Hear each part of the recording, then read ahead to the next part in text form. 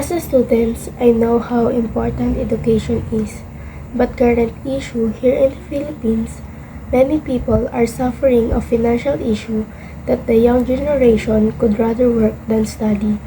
They cannot afford to go to school.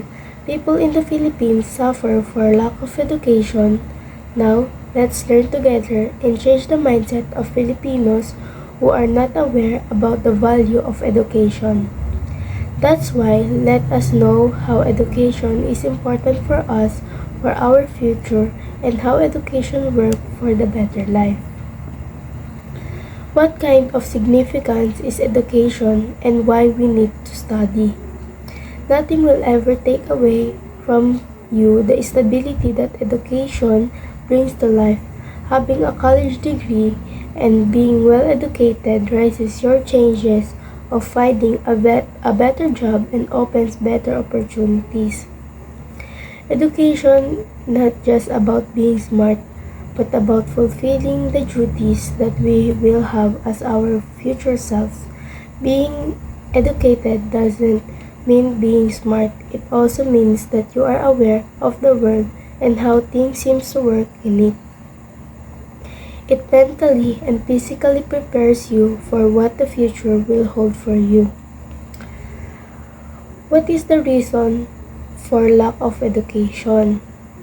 The reason of lack of education are difficulties storage of schools facilities, access to a school for students that are far from their places, lack of resources, and other reasons.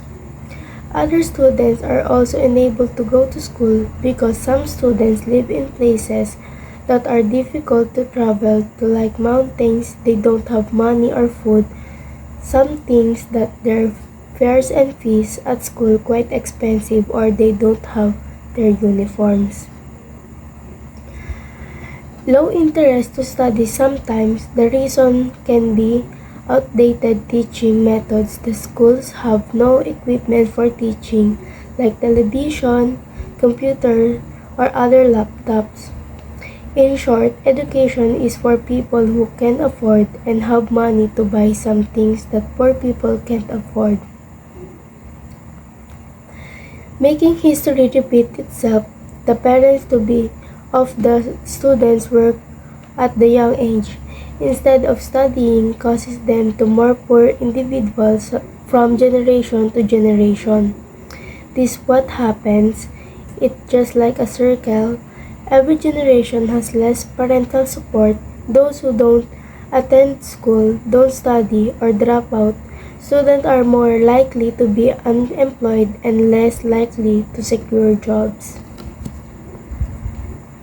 Because of intimate list issues that the poor people in the Philippines continue to face, the amount of poor people in growing and the problem facing the nation are becoming worse.